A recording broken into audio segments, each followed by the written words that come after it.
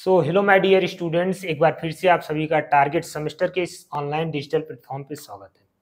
जैसा कि आप सभी को मालूम है, हम लोग पढ़ रहे थे बीएससी एग्रीकल्चर फर्स्ट सेमेस्टर का जो सिलेबस हम डिस्कशन कर दिया हूं। उसको जाकर अगर आप नहीं देखे हैं तो हमारे चैनल पे वीडियोज वाले सेक्शन पे जाएंगे तो आपको मिल जाएंगी सभी वीडियोज। और अगर चाहते हैं कि जेनेटिक्स के हर एक टर्म हर एक वीडियो देखना तो प्लेलिस्ट में जाएंगे। जेनेटिक कॉन्सेप्ट नाम का एक प्लेलिस्ट बना दिया गया है, उसको जाकर देखिएगा। आपको पूरी जेनेटिक्स आपको उसी एक प्लेलिस्ट में मिल जाएगी। ठीक है, तो हम लोग चर्चा क्या कर रहे थे, पिछले लेक्चर्स के बारे में मैं बात करना चाहूंगा। हम लोग क्या क्या पढ़ चुके हैं, सेल पढ़ चुके हैं। ठीक है, सेल में हम लोगों ने देखा कि प्रोकैरियोटिक यूकैरियोटिक सेल क्या होते हैं। उसके बाद डिफरेंट तरह के ऑर्गेनेल्स के बारे में हम लोगों ने चर्चा किया। ठीक है, ऑर्गेनेल्स के बारे में चर्चा किया। उसके बाद हमारा जो चैप्टर आया सेल साइकिल। ठीक है, सेल साइकिल को हम लोगों ने अच्छे तरीके से देखा। इंटरफेज, माइटोटिक फेज, ये सभी फेज हम लोगों ने देखा। ठीक है, फिर उसके बाद हम लोगों ने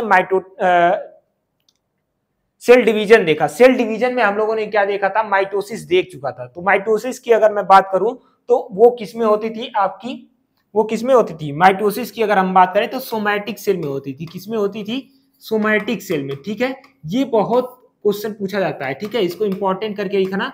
ये क्वेश्चन बहुत ज्यादा पूछा जाता है कि जो है कि ये किसमें होता है। मतलब देखो, अब जो माइटोसिस होता था, ठीक है, वो सोमैटिक सेल यानी कि रिप्रोडक्टिव ऑर्गन यानी फ्लावर को छोड़ करके, ठीक है, मैं प्लांट की बात कर रहा हूं यूजुअली।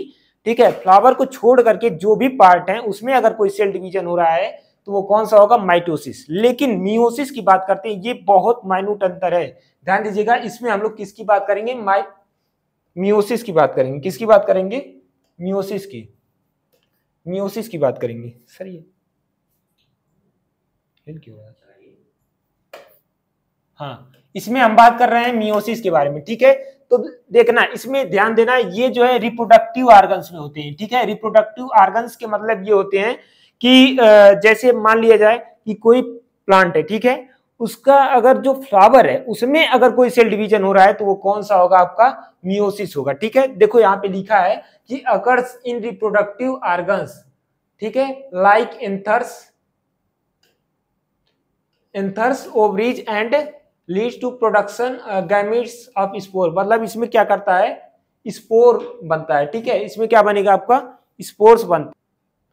ठीक है, तो हमने क्या बात किया कि इसमें हमने क्या बताया आपको, जो रिप्रोडक्टिव ऑर्गन्स होते हैं, ठीक है, रिप्रोडक्टिव ऑर्गन्स में कौन सा सेल डिवीजन होगा, वो होगा मियोसिस। ये बहुत इंपॉर्टेंट है, ये आपसे पूछा जाता है। ठीक है, एमसीक्यूज में आपसे पूछा जाएगा कि मियोसिस अकर्स, तो आप लोग क्या लगाएंगे, रिप्रोडक्टिव ऑर्गन्स लगाएंगे। ठीक है, क्या लगाएंगे, रिप्रोडक्टिव ऑर्गन्स लगाएंगे। ठीक है, अब रिप्रोडक्टिव ऑर्गन्स का मतलब हमने बात किया है किसके बारे में, एंथर्स के बारे में। ठीक है, एंथर्स, ठीक, और किसमें, ओवरीज। ठीक है, एंड किसमें होगा, गैमीट्स। इसमें क्या होगा, गैमीट्स का फॉर्मेशन होता है, मतलब गैमीट्स का जो है प्रोडक्शन होता है। इसमें एक स्टेज आती है, आपको मैं पहले ही बता दे रहा हूं, पैचिटीन स्टेज। ठीक है, उसमें क्या होता है, जो अनुवांशिक कैरेक्टर होते हैं उनका आदान प्रदान होता है। ठीक है, आदान प्रदान का मतलब एक्सचेंज होता है। ठीक है, तो वो किसमें होगा, आपका मियोसिस में देखने को मिलेगा। ठीक है, अब यहाँ पे बात करते हैं, इसको हम लोग कौन सा डिवीजन बोलते हैं, रिडक्शनल डिवीजन बोलते हैं। रिडक्शनल डिवीजन का मतलब जैसे हम लोग माइटोसिस में देख रहे थे, माइटोसिस में क्या देख रहे थे कि जैसे कोई सेल है, 2n है, तो उसके डॉटर सेल यानी मदर सेल में जो क्रोमोसोम नंबर है वही सेम क्या आ रहे थे, डॉटर सेल में। लेकिन इसमें अगर हम बात करें, देखो कंपेयर करके बता रहा हूं इसलिए डाउट तो एकदम भी नहीं होना चाहिए। ठीक है, तो इसमें क्या होगा, मान लो कोई सेल है, उसमें कितना है, 2n है। ठीक है, ये क्या है, मदर सेल है। क्या है, मदर सेल है। इससे जो डॉटर सेल का निर्माण होगा उसमें संख्या कितनी होगी, n होगी। ठीक है, यहां देखो 2n थी, यहां पे जस्ट हाफ हो जा रही है, इसका मतलब क्या हो रहा है, रिडक्शन, मतलब कम हो रही है, इसलिए हम लोग इसको क्या बोलते हैं, रिडक्शनल डिवीजन भी बोलते हैं। देखो यहाँ पे लिखा है chromosome number is reduced from diploid to haploid, मतलब डिप्लॉइड से जो है हेप्लॉइड में आ जाता है। ठीक है, उसके बाद कह रहा है कि result formation of 4 daughter cells from a single mother cell. मतलब देखो इसमें चार पुत्री कोशिकाओं का निर्माण होता है, मतलब 4 जो है डॉटर सेल का निर्माण होता है एक मदर सेल से। ठीक है, ठीक है, इतना क्लियर हो गया। आगे बढ़ते हैं, आगे बढ़ेंगे। यहां पे मैं आपको दिखाना चाहूंगा फिगर में। फिगर में आप देखेंगे ये जो है आपका मियोसिस का फिगर है, ठीक है, मियोसिस फर्स्ट और मियोसिस सेकेंड। अब यहाँ पे मियोसिस फर्स्ट मियोसिस सेकेंड क्यों आ रहा है, ठीक है, यहाँ पे देखो होता क्या है, मान लो ये क्या है, मदर सेल है, ठीक है, इसमें कितने हैं, 2n है, ठीक, 2n के बाद जो डिवीजन होगा ये आएंगे n, क्या मिलेंगे, n मिलेंगे, ठीक है। अब फिर इसके बाद जो है ये फिर जो है फिर ये डिवाइड होगी सेल, फिर डिवाइड होगी, फिर इसमें क्या हो जाएंगे, n हो जाएंगे। अब देखो यहाँ से अगर आप देखेंगे, यहाँ से अगर आप देखेंगे तो आपको जो है डॉटर सेल जो मिल रही है n, मतलब हेप्लाइड जो है क्रोमोसोम मिल रहा है, ठीक है। यहाँ से ये चीज़ क्लियर होती है, यहाँ पे देखो 4 डॉटर सेल आपको मिल जाएंगी, ठीक। तो अब ये जो प्रक्रिया है, ठीक है, यहाँ 2n से जो n बन रहा है, मतलब यहाँ तक की प्रक्रिया को मियोसिस फर्स्ट नाम दिया गया है, क्या दिया गया है, मियोसिस फर्स्ट। और यहाँ से यहाँ तक की पूरी प्रक्रिया को कितना दिया गया है, मियोसिस सेकेंड के नाम से जाना जाता है, ठीक है। इसीलिए मियोसिस फर्स्ट और मियोसिस सेकेंड जो है यहाँ पे दिया गया है, ठीक है।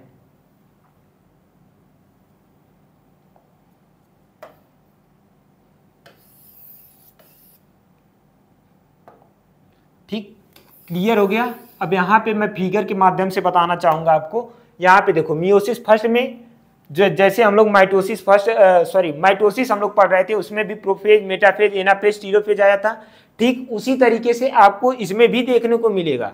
इसमें क्या देखने को मिलेगा, बस देखो जैसे वहां पे प्रोफेज था, ठीक है, यहाँ पे प्रोफेज फर्स्ट के नाम से आ जाएगा, किस नाम से आ जाएगा, प्रोफेज फर्स्ट के नाम से आ जाएगा, ठीक है, प्रोफेज फर्स्ट हो जाएगा, फिर मेटाफेज फर्स्ट, फिर एनाफेज, फिर टीलोफेज, ठीक है, फिर आपकी साइटोकाइनेसिस होती है, ठीक है। साइटोकाइनेसिस का मतलब ये होता है कि कोशिका द्रव्य का विभाजन। साइटो मतलब क्या हुआ आपका सेल हो गया, ठीक है।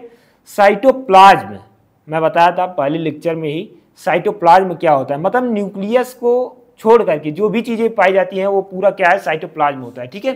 अब ये साइटोप्लाज्म में जो डिवीजन होता है वो साइटोप्लाज्म का होता है, मतलब यहाँ से मियोसिस सेकेंड जो है स्टार्ट हो जाती है। मियोसिस सेकेंड में वही होता है, प्रोफेज सेकेंड आएगा, प्रोफेज मेटाफेज सेकेंड आ जाएगा, फिर उसके बाद एनाफेज सेकेंड आएगा, टीलोफेज सेकेंड आएगा, ठीक है। अब इसके बारे में डिटेल आगे बात करते हैं।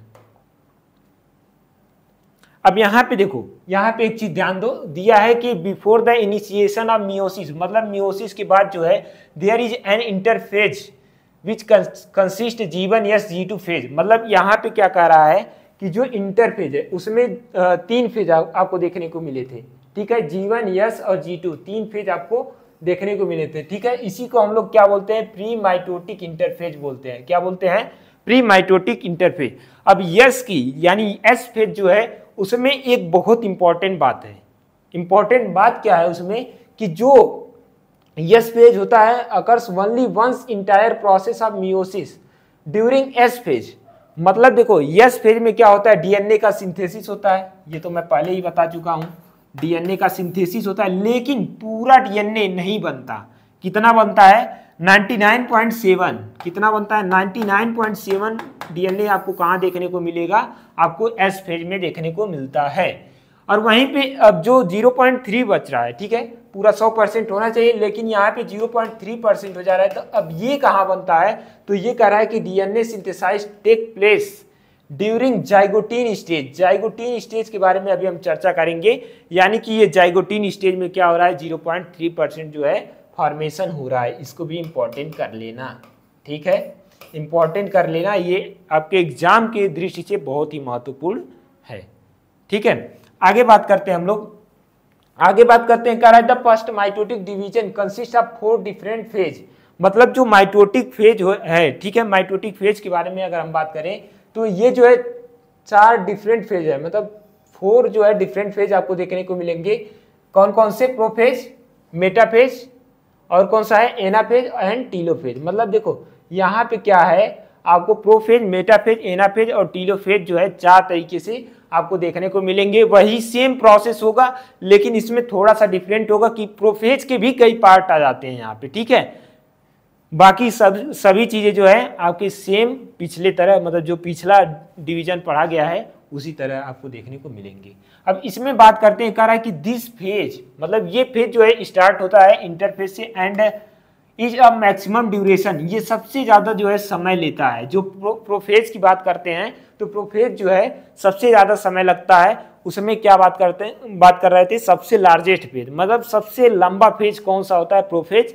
ठीक है, तो प्रोफेज में जो है ये सबसे ज्यादा ड्यूरेशन लेता है। ठीक है, अब इसके सब स्टेजेज होते हैं, कौन कौन से होते हैं, लेप्टोटीन, जाइगोटीन, पैचेटीन, डिप्लोटीन और डाइकाइनेसिस। ठीक है, ये इंपॉर्टेंट है। इसमें सबसे ज्यादा अगर इंपॉर्टेंट की मैं बात करूं तो पैचेटीन स्टेज आती है। ठीक है, पैचेटीन स्टेज बहुत इंपॉर्टेंट है, इंपॉर्टेंट है। क्यों?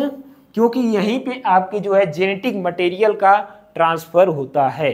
ठीक है, जेनेटिक मटेरियल जो भी है आपका ट्रांसफर कहाँ होता है, वो होता है पैचेटीन स्टेज में। ठीक है, तो यहाँ से कौन कौन से क्वेश्चन बन सकते हैं कि सबसे लंबी स्टेज कौन सा होता है, ऐसे बनेगा सबसे लंबी स्टेज कौन सा होता है, तो प्रोफेज। क्या लगाएंगे आप लोग, प्रोफेज लगाएंगे। ठीक है, क्यों? क्योंकि इसमें जो है मैक्सिमम ड्यूरेशन लगता है। ठीक है, अब इसके बारे में अगर हम बात करें तो वही सेम प्रोसेस होगा जो उसमें हो रहा था, किसमें हो रहा था, माइटोसिस में। माइटोसिस में क्या हो रहा था, जो क्रोमोसोम होते हैं, ठीक है, क्रोमोसोम क्रोमैटिन धागों में डेवलप हो जाते हैं। मतलब इसमें क्या होता है, धीरे धीरे आपको क्या होते हैं कि क्रोमैटिन धागों में जो है चले जाते हैं और केंद्रक जो है विलुप्त हो, यानी न्यूक्लियस जो होता है वो विलुप्त होने लगता है, मतलब गायब होने लगता है। ठीक है, अब यहाँ पे आता है आपका लेप्टोटीन। ठीक है, अब यही जो है ये चीजें, जितनी चीजें वो प्रोफेज में हो रही थी वही चीजें इस प्रोफेज में भी होंगी, प्रोफेज फर्स्ट में भी, लेकिन फर्क इतना है कि ये सब स्टेजेस में होगा, वो डायरेक्ट हो जाता है। ठीक है, अब सब स्टेजेस की बात करते हैं। अब देखो यहाँ पे ध्यान से देखना, लिख रहा है कि chromosomes look like thin thread, वही थ्रेड जिसके बारे में हम बात कर रहे थे, क्रोमैटिन धागों की तरह दिखता है। ठीक है, क्रोमैटिन धागा क्या होता है, वही मतलब थिन यानी पतले धागे की तरह दिखता है, वही क्या है आपका क्रोमैटिन धागा है। इसको अगर हमें देखना हो तो कौन से माइक्रोस्कोप में देखेंगे, लाइट माइक्रोस्कोप में देखेंगे। ठीक है, कौन से माइक्रोस्कोप में देखेंगे, लाइट माइक्रोस्कोप में। कह रहा है कि chromosomes are longest and thinnest, मतलब इसमें जो है क्रोमोसोम्स लंबे हो जाते हैं, क्या होते हैं, लंबे हो जाते हैं, और क्या होते हैं, पतले होते हैं। ठीक है, इसलिए इसे हम लोग क्या बोलते हैं, बुकेट स्टेज बोलते हैं। क्या बोलते हैं, बुकेट स्टेज बोलते हैं। ये भी ध्यान रखना, इसमें से क्या इंपॉर्टेंट है, ये भी इंपॉर्टेंट है। बुकेट स्टेज किसे बोला जाता है, तो लेप्टोटीन स्टेज को, मतलब लेप्टोटीन जो सब स्टेज है किसका है, प्रोफेज फर्स्ट का, उसे जो है हम लोग बुकेट स्टेज बोलते हैं।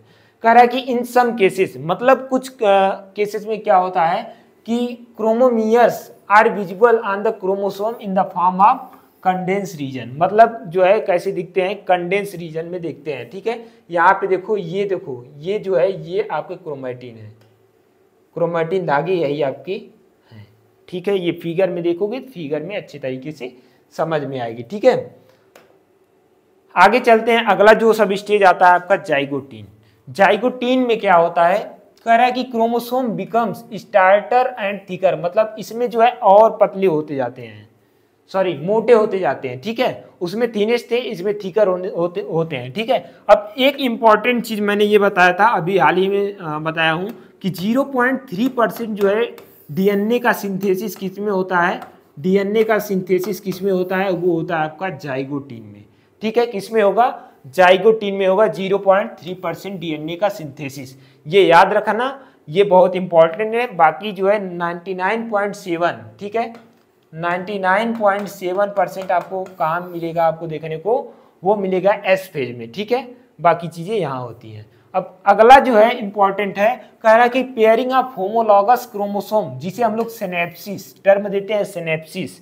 अब ये पूछा जा सकता है कि सिनेप्सिस रिलेटेड टू, किससे रिलेटेड है, वो है zygotene. Suppose that zygotene option में ना हो, प्रोफेज 1, प्रोफेज 2, प्रोफेज 3 इस तरीके से ऑप्शन हो, तब क्या करेंगे आप, तो वहां पे प्रोफेज फर्स्ट को आप चूज करेंगे। क्या चूज करेंगे, प्रोफेज फर्स्ट को। ठीक है, तो यहाँ पे देखो, इसमें जो इंपॉर्टेंट चीज ये है कि 0.3% डीएनए। ठीक है, उसके बाद दूसरा चीज इंपॉर्टेंट ये है सिनेप्सिस। सिनेप्सिस में क्या होता है कि पेयरिंग होती है, पेयरिंग होके होमोलॉगस जो है क्रोमोसोम बनाते हैं, कुछ इस टाइप के। ठीक है, होमोलॉगस क्रोमोसोम बनाते हैं। ठीक है, कह रहा है कि etch pair homologous chromosome is called bivalent. इसे हम लोग क्या बोलते हैं, बाईवैलेंट। बाईवैलेंट का मतलब, बाई मतलब दो। ठीक है, यहाँ पे दो क्रोमोसोम जो है आपस में आगे जुड़ते हैं तो क्या होती है, पेयरिंग होती है। ठीक है, यहाँ पे देखो पेयरिंग हो रही है। ठीक है, आगे बात करते हैं। अब इसकी अगर हम बात करें क्रोमोसोम की, ठीक है, क्रोमोसोम में कई चीजें होती है। जैसे अब एक क्रोमोसोम का देखते हैं।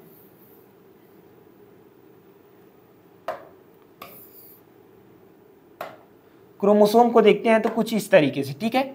मान लो ये सेंट्रोमियर है, मतलब बीच में कुछ इस तरीके से दिखेगा तो ये क्या हो जाएगा, सेंट्रोमियर हो जाएगा, ठीक है। फिर जो है क्रोमोसोम इस तरीके से दिखते हैं, ठीक है, इस तरीके से दिखेंगे। होमोलॉगस होगा तो ऐसे दो क्रोमोसोम आपको दिख जाएंगे, ठीक है। अब इसको और इसको, मतलब इन दोनों को अगर हमें रिलेशन बताना हो तो इसको नॉन सिस्टर क्रोमैटिड बोलेंगे, और इसको इसको अगर हमें बताना हो तो सिस्टर क्रोमैटिड। मतलब देखो, अगर सेम क्रोमोसोम में है, ठीक है, सेम क्रोमोसोम में है तो उसको सिस्टर क्रोमैटिड बोलेंगे।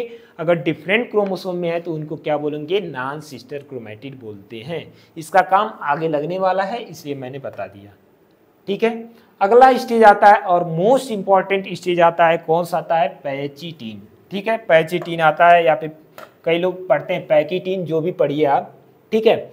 इसमें कह रहा है कि क्रोमोसोम्स लुक लाइक बाईवैलेंट। ये तो बाईवैलेंट्स जो है इसमें जो है देखने को मिलते हैं। यहाँ पे अगर आप देखेंगे तो यहाँ पे देखिए, ठीक है, यहाँ पे जो है आपके बाईवैलेंट देखेंगे। इसमें होता क्या है, जनरली होता क्या है, दो क्रोमोसोम हो गए, ठीक है। एक क्रोमोसोम ये हो गया और दूसरा क्रोमोसोम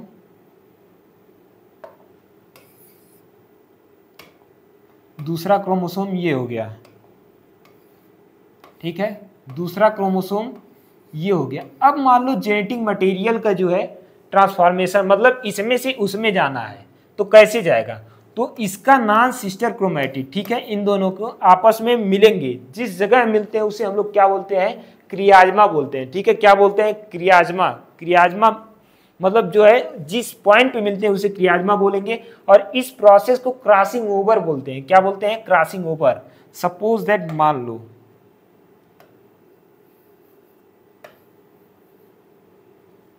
ये है, ये वाला आ गया आपका इसमें, ठीक है, और ये वाला आ गया इसमें। इस तरीके से जो है आपका जो है क्रॉसिंग ओवर संपन्न होता है, ठीक है। कुछ इस तरीके से, मान लो एक स्टेज और बना देता हूं, यहाँ पे देखो, ये हो गया,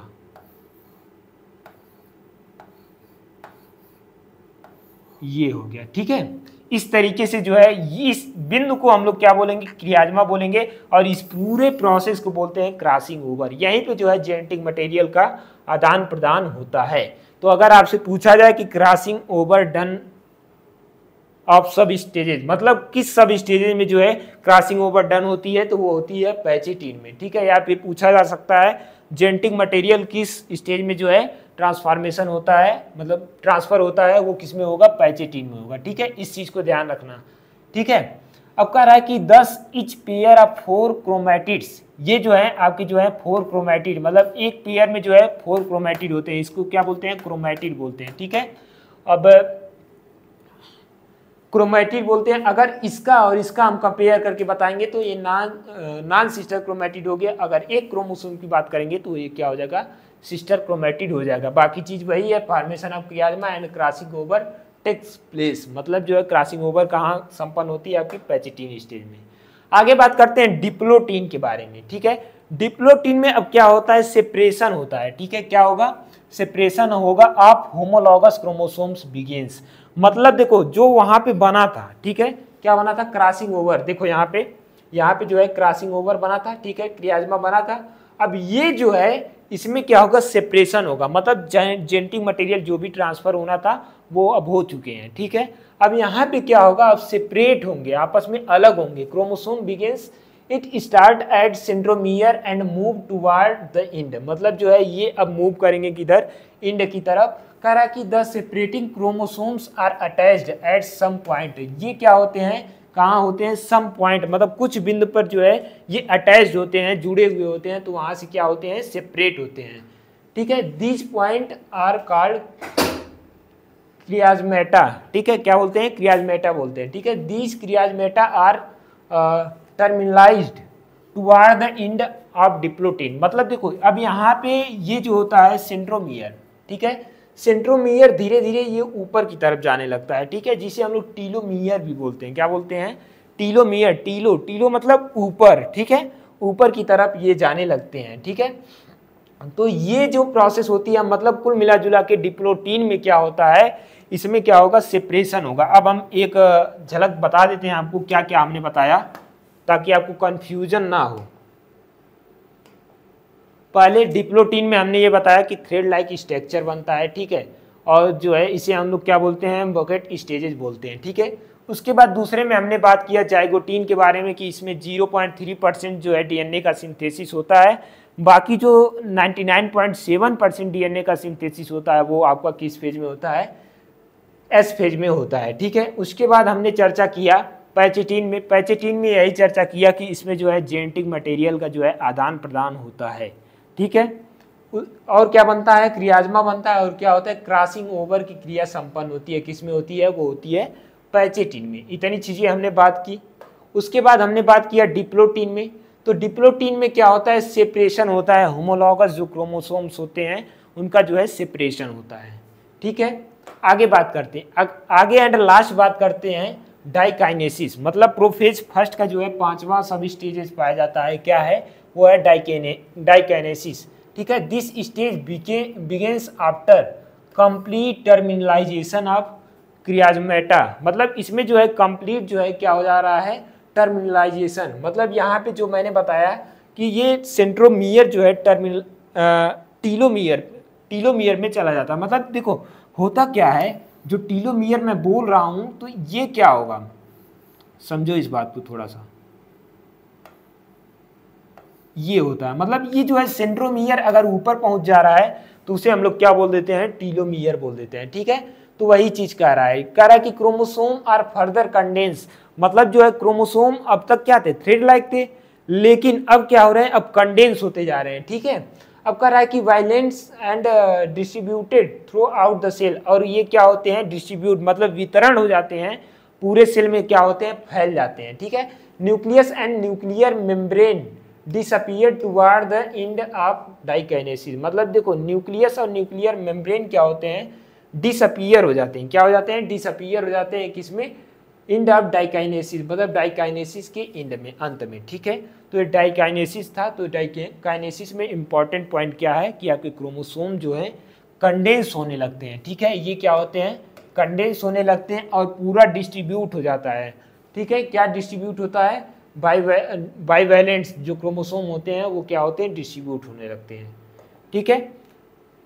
हाँ, अब यहाँ पे प्रोफेज फर्स्ट की जो सब स्टेजेज हैं, यहाँ फिगर में अगर आप देखना चाहें तो यहाँ पे देखिए थ्रेड लाइक, ठीक है।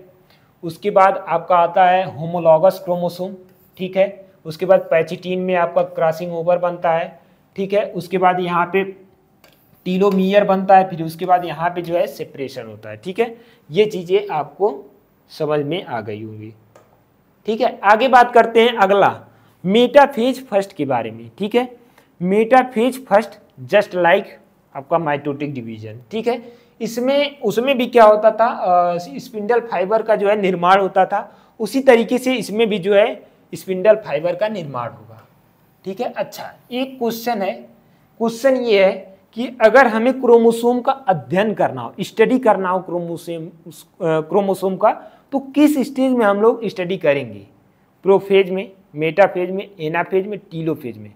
बहुत ज़्यादा क्वेश्चन बनता है इस पे कि अगर कोई क्रोमोसोम है उस पर अगर स्टडी करना है तो किस फेज में करेंगे, तो वो करते हैं मेटाफेज में, ठीक है। मेटाफेज में क्रोमोसोम जो है आसानी से अच्छे मतलब बड़े आकार में दिखते हैं, इसलिए इसमें जो है हम लोग अध्ययन करते हैं, ठीक है। कह रहा है कि bivalents and arranged on the equatorial plate. मतलब जो है इसको इक्विटोरियल प्लेट होता है, ठीक है।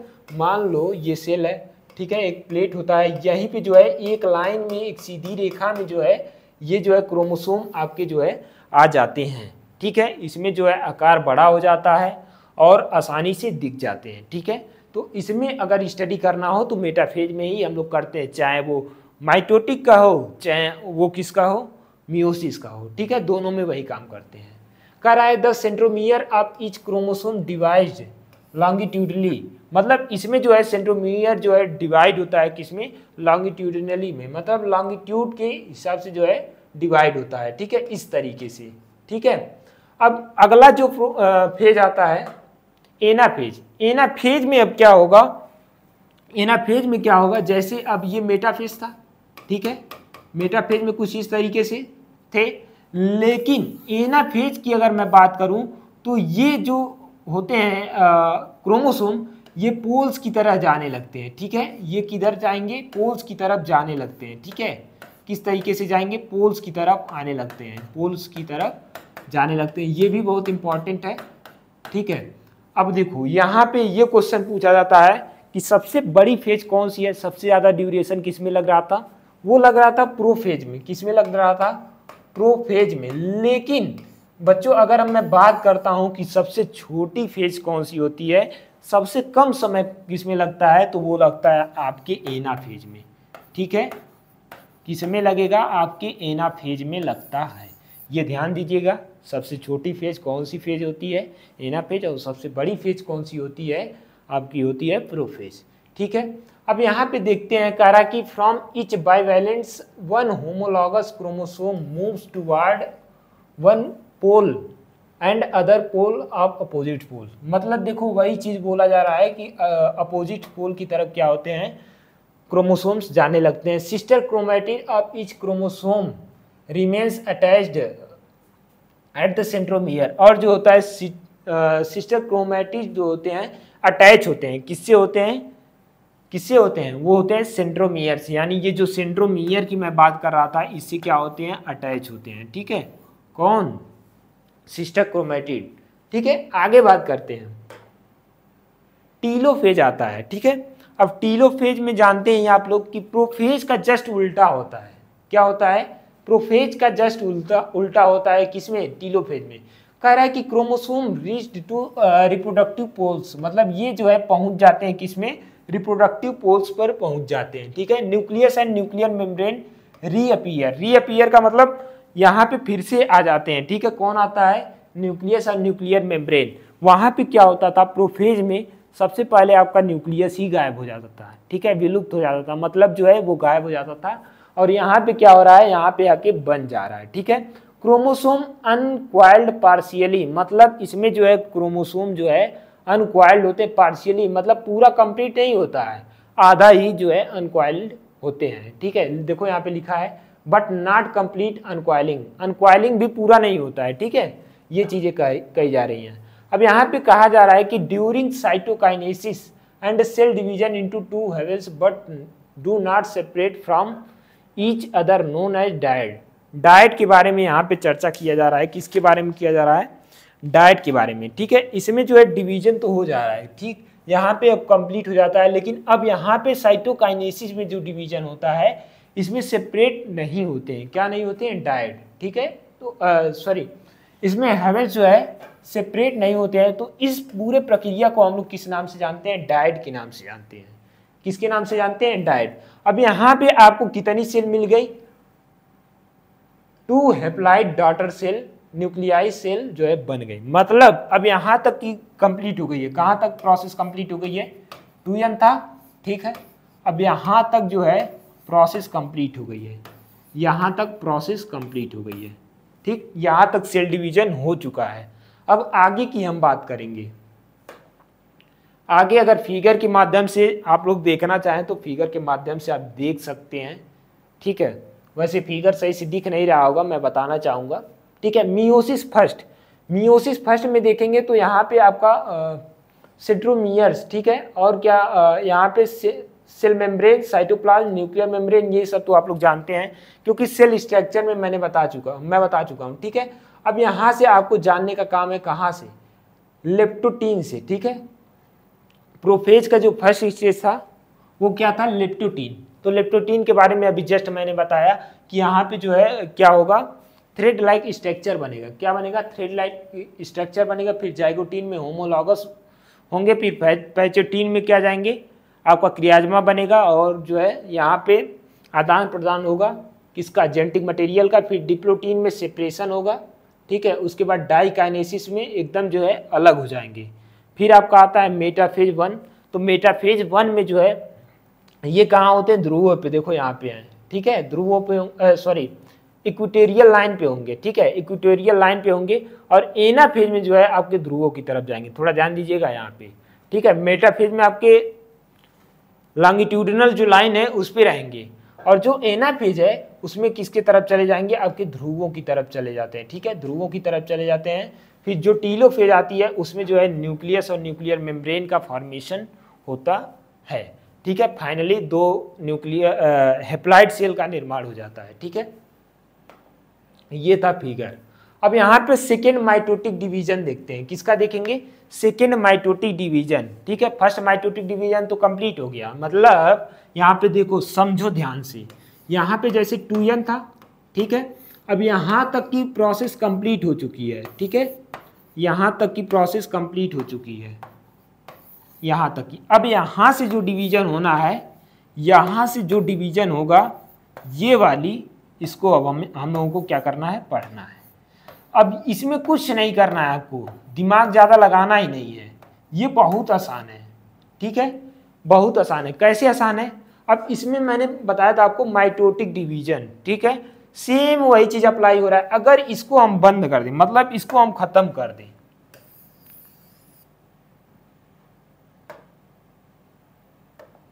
ठीक है, अगर इसको हम खत्म कर देते हैं, ठीक है, अब आपको क्या दिख रहा है, अगर इतने की मैं बात करता हूं तो आपको क्या दिख रहा है, माइटोटिक डिवीजन दिख रहा है।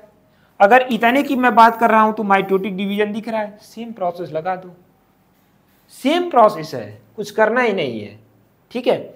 अब यहाँ पे कह रहा है कि सेकेंड माइटोटिक डिवीजन क्या है, इसको हम लोग पढ़ लेते हैं, ठीक है। The first nuclear division mitosis first result reduction of chromosome number from diploid to haploid. मतलब यहाँ पे क्या कह रहा है, डिप्लॉइड टू हैप्लॉइड जो है सेल्स प्रदान हो रहे हैं, मतलब मिल रहे हैं, ठीक है। उसके बाद कह रहा है कि द सेकेंड न्यूक्लियर डिवीजन यानी मियोसिस सेकेंड की बात किया जा रहा है, is required to reduce the number of chromosomes per number of chromatids per chromosome. मतलब यहाँ पे जो है यही बताया जा रहा है कि जो सेकेंड माइटोटिक डिवीजन है इसमें क्या हो रहा है, required reduce the number of chromatids per chromosome. मतलब क्रोमोसोम में जो है क्रोमेटिड्स की संख्या जो है रिड्यूस हो रही है, मतलब क्या हो रही है, कम हो रही है, ठीक है। आगे देखते हैं साइटोकाइनेसिस। साइटोकाइनेसिस जैसा कि आपको पता होगा कि division of cytoplasm is known as cytokinesis. मतलब इसमें जो है साइटोकाइनेसिस का साइटोप्लाज्म क्या होगा, डिवीजन होगा। देखो यहाँ पे लिखा है the division of cytoplasm takes place either by cell plate method and furrow method. मतलब इसमें देखो अगर कोई प्लांट सेल है, ठीक है, क्या है, प्लांट सेल है, ध्यान से समझना, अगर कोई प्लांट सेल है तो उसमें क्या होगा, सेल प्लेट मेथड होगा, ठीक है। और फरो मेथड किसमें होगा, वो होगा एनिमल्स में। लेकिन अब हम लोग एग्रीकल्चर वाले हैं तो एग्रीकल्चर वालों के लिए ये इंपॉर्टेंट होता है, क्या होता है, ये इंपॉर्टेंट होता है सेल प्लेट वाला, क्योंकि हमें एनिमल्स का सेल डिवीजन तो पढ़ना नहीं है, किसका पढ़ना है, वो पढ़ना है प्लांट्स का पढ़ना है, ठीक है। उसके बाद क्या बोला जा रहा है, द साइटोकाइनेसिस में takes place after meiosis first. मतलब जो है साइटोकाइनेसिस किसके बाद आएगा, मियोसिस फर्स्ट के बाद आएगा, and mitosis second separately or sometimes it may take place at the end of meiosis second only। मतलब जो देखो इसमें क्या होगा कि माइटोसिस फर्स्ट के बाद जो माइटोसिस सेकेंड आता है तो ये सेपरेटली या फिर सम टाइम ऐसा होता है कि takes place the end of mitosis second only. कभी कभी ऐसा भी होता है कि माइटोसिस सेकेंड ही होता है, जैसे कि एग्जाम्पल यहाँ पे दिया गया है इन मेज, यानी मेज की अगर हम बात करें, कह रहा है कि it occur after meiosis first. मतलब मियोसिस फर्स्ट के बाद जो है and meiosis second, how इवर the Trillium cytokinesis occur only on the end of meiosis. मतलब इसमें जो है मियोसिस, मतलब मेज में क्या हो रहा है, मियोसिस सेकेंड के एंड में ही केवल हो रहा है साइटोकाइनेसिस, ठीक है। अब उसमें जो है मियोसिस फर्स्ट के बाद साइटोकाइनेसिस होता था, लेकिन इसमें जो है मियोसिस सेकेंड के बाद साइटोकाइनेसिस होता है। ये एग्जाम्पल याद रखिएगा, ये बहुत ही महत्वपूर्ण है, आपसे पूछा जा सकता है कि ऐसा केस किस में देखने को मिलता है, तो वो देखने को मिलता है मेज में, ठीक है। ये भी क्वेश्चन आपके लिए इम्पॉर्टेंट है। जैसा कि आप सभी को मालूम होगा, आपका जो पेपर आने वाला है वो MCQs ही होगा, ठीक है। MCQs होगा तो MCQs में ज़्यादा कुछ करना नहीं है, बस आपको ध्यानपूर्वक पढ़ना है, लेकिन छोटी छोटी बातों पर भी ध्यान दीजिएगा। अगर आपको हायर एजुकेशन में जाना है, ठीक है, तो आपको बेसिक से बुक पढ़ना पड़ेगा, ठीक है, बुक पढ़ना पड़ेगा। केवल MCQs से आपको कुछ नहीं होने वाला है। आप एग्जाम पास कर सकते हैं, लेकिन जब कॉन्सेप्ट सीखने की बात आएगी ना, तब आपको बुक पढ़ना ही पड़ेगा। तो इसलिए मैं आपको बोलना चाहूँगा कि बुक पढ़ा करिए। जेनेटिक्स की बुक आती है BD सिंह की, ठीक है, मैं बताऊँगा। BD सिंह की आती है, बहुत अच्छी बुक है, इसे पढ़िएगा, ठीक है। कुंदन सिंह की भी आती है, दोनों लोगों की बुक अच्छी है और पढ़िएगा। इसमें बहुत बेसिक से दिया गया है, बेसिक्स टू हाई लेवल दिया गया है। BD सिंह हो सकता है आपको थोड़ा कठिन पड़े, क्योंकि इसका लैंग्वेज थोड़ा टिपिकल है, लेकिन कुंदन सिंह की अगर बुक लेंगे तो उसमें जो है लैंग्वेज जो है थोड़ा ईजी है, ठीक। आगे बात करते हैं मियोसिस। मियोसिस को जो है हम लोग क्या बोलते हैं, रिडक्शनल डिवीजन। रिडक्शनल डिवीजन क्यों बोलते हैं, क्योंकि इसमें जो है रिड्यूस होता है। क्या रिड्यूस होता है, आपके क्रोमोसोम नंबर, ठीक है, डिप्लॉयड टू एप्लाइड। अब बात करते हैं इसके क्या महत्व हैं, ठीक है, मियोसिस के क्या महत्व है, इसके बारे में अगर आप बात करें। खैर ये आपसे पूछा नहीं जाएगा, बस आप लोग जान लीजिए, क्योंकि आपका पेपर तो MCQs होने वाला है। हाँ, एक चीज़ बताना चाहेंगे, अगर आप मिड टर्म की तैयारी कर रहे हैं, ठीक है, मिड टर्म की तैयारी मतलब आपका अगर मिड टर्म होगा तो यहाँ से ये चीज़ें अगर आप लिख देंगे तो ये चीज़ें गलत नहीं होंगी। बहुत सारे बच्चे ऐसे हैं जो कमेंट करते हैं कि सर मिड टर्म की तैयारी कैसे करें, तो इस वीडियो के माध्यम से भी आप मिड टर्म की तैयारी कर सकते हैं। मिड टर्म का सिलेबस क्या होता है उसके बारे में अगर मैं बताना चाहूँ तो मिड टर्म का सिलेबस जो प्रोफेसर आपको जितना पढ़ाए हैं वही आपका सिलेबस होता है, ठीक है, वही सिलेबस होता है। अगर पूरा सिलेबस कंप्लीट कर दिया गया है तो आधा सिलेबस मिड टर्म का सिलेबस होता है, ठीक है। आधे सिलेबस से आपसे क्वेश्चन पूछा जाता है, ठीक है। अब यहाँ पे हम बात कर रहे हैं मियोसिस की सिग्निफिकेंस के बारे में। कह रहा है कि maintain the chromosome number constant in a species, मतलब जो है इसमें जो है स्पीसीज में किसी भी कोई भी जाति हो उसमें क्या करता है, मेंटेन करता है क्या, क्रोमोसोम नंबर को। कह रहा है कि meiosis facilitate segregation and independent assortment of chromosome and genes. अब क्या होता है सेग्रीगेशन एंड इंडिपेंडेंट, क्या होता है, तो सेग्रीगेशन का मतलब अलग होना, ठीक है। कुछ लक्षण ऐसे होते हैं कि अलग हो जाते हैं। अब देखो, क्योंकि ये रिप्रोडक्टिव सेल में हो रहा था, किस में हो रहा था, रिप्रोडक्टिव सेल में। जब रिप्रोडक्टिव सेल में होगा तो जाहिर सी बात है गैमिट्स बनेंगे, फर्टिलाइजेशन होगा, हर चीज़ होगी, रिप्रोडक्शन की हर चीज़ होगी। तो इसमें जो है पेरेंट के जो कैरेक्टर होंगे वो किस में आएंगे, डॉटर सेल्स में जरूर आएंगी, ठीक है। वही चीज़ इसमें कहा जा रहा है। तो इसमें सेग्रीगेशन भी देखने को मिलता है, ठीक है। क्या देखने को मिलता है, law of segregation, law of independent assortment. ये दोनों लॉज को जो है हम लोग अगले लेक्चर में पढ़ेंगे, ठीक है। इसलिए मैं यहाँ पे उतना चर्चा नहीं करूँगा, क्यों, क्योंकि वहाँ पे ये एक अपने आप में बड़ा सा टॉपिक ही है, मेंडल के नियम है, ठीक है। मेंडल साहब ने बताया था इस नियम को, ठीक है। उसके बाद कह रहा है कि recombination of gene also takes place during meiosis.